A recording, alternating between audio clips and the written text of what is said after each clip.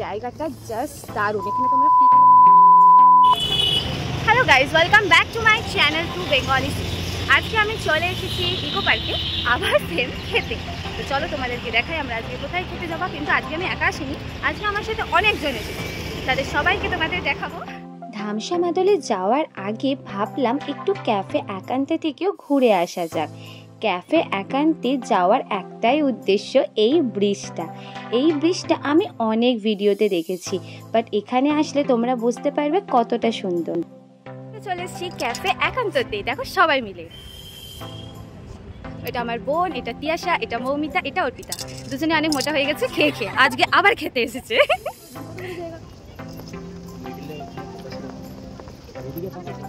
জায়গাটা জাস্ট দারুণ। এখানে তোমরা ফ্রিতেই আসতে পারবে, কোনো টাকা পয়সা লাগবে না। আমরা যেমন ফ্রিতে এসেছি, তেমন সামনে এসে পড়েও গেছিল না, কেউ পড়েছে এখানে। কার বিয়ের জন্য যে সাজিয়েছে আমি জানি না, আমার বিয়ের জন্য তো হবে না এ জন্মে আর, কিন্তু এখানে বিয়ে বাড়ির জন্য তোমরা দেখতেই পাচ্ছ খুব সুন্দর করে সাজিয়েছে। আমার বোন বলছে এটা নাকি আমাদের নিজস্ব বাড়ি হতে পারতো, যেটা কখনোই সম্ভব না।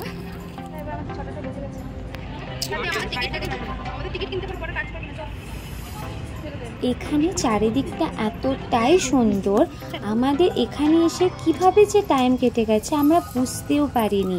তাই এখন আমরা তাড়াতাড়ি হেঁটে ইকো পার্কের গেট নাম্বার 1 থেকে গেট নাম্বার 6-এর দিকে যাচ্ছি। এখন আমরা যাচ্ছি আবার ধামসা মাদল রেস্টুরেন্টে খেতে।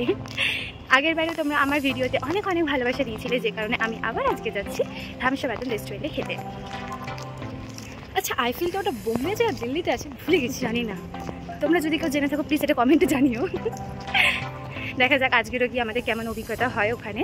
তো আমাদের যেটা টেবিল বুক আমরা করেছিলাম 6টার সময়, এখন অলরেডি 6টা ওভার হয়ে গেছে। আগেরবারও যেমন আমি লেট করে গেছিলাম, এইবারে তো বন্ধুদের সাথে এসে লেট তো হবেই। তো হোপসো বার করে দেবে না, আমাদের খেতে দেবে। আমাকে নিয়েছিল ক্যামেরাম্যানের বিয়ে হয়নি, থ্যাংক ইউ। আর আমার বোন তো খুবই ভালো ক্যামেরাম্যান, সেটা তোমরা ছবিগুলো দেখলেই বুঝতে পারবে। তো এই জন্যই ওকে নিয়ে এলাম, ফ্রিতে কিছু খাবারও খাইয়ে দেবো ছবি তুলে দেওয়ার জন্য। অ্যাট লাস্ট গাইস এখানে আমরা পৌঁছাতে পেরেছি।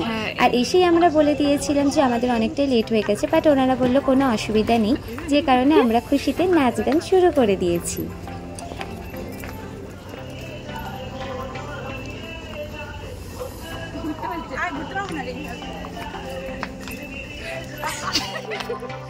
তোমরা যদি এখানে আসতে চাও, আমি তোমাদের সাজেস্ট করব ইভিনিংয়ের টাইমটা বেস্ট টাইম। তোমরা আসবে, একদমই খালি খালি থাকবে, এসে নিজেদের ইচ্ছা মতন তোমরা এনজয় করতে পারবে। আমরা অর্ডার করেছিলাম দুটো 189-এর থালি আর দুটো 199-এর থালি। এই খালি থালাটা হচ্ছে আমার বোনের জন্য, ওকে কিছু খেতে দেওয়া হয়নি, ওই জন্য লজ্জায় মুখ দেখাতে পারছে না। আর এরা এত মোটা, তাও আবার খেতে চলে এসছে, আরো কে মোটা হবে এই জন্য। খাওয়া দাওয়া শেষ করে এখানে আমরা সবাই মিলে একটা গেম খেলছিলাম।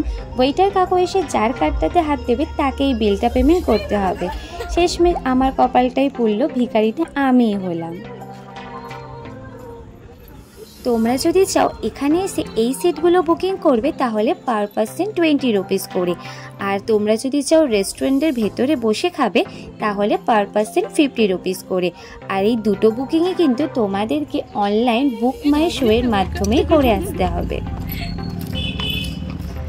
এখন এদিকে রাস্তা পুরো খালি হয়ে গেছে, আমরা এখন যাচ্ছি হেঁটে হেঁটে মেন রাস্তার দিকে। ধামসা মাদল থেকে আমরা এখন যাব ইকো পার্ক গেট নাম্বার 6, সেখান থেকে আমরা বাস ধরবো। এখন তোমরা দেখতে পাচ্ছ রাস্তা চারিদিকে পুরো খালি, মানে যখন তখন ভূত চলে আসতে পারে।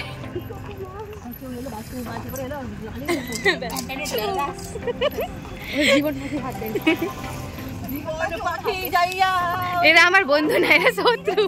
এই জন্যই বলি এরকম বন্ধু থাকতে শত্রুর অভাব হয় না। ফোনটা কিভাবে চুরি হবে সেই প্ল্যানিং করছে।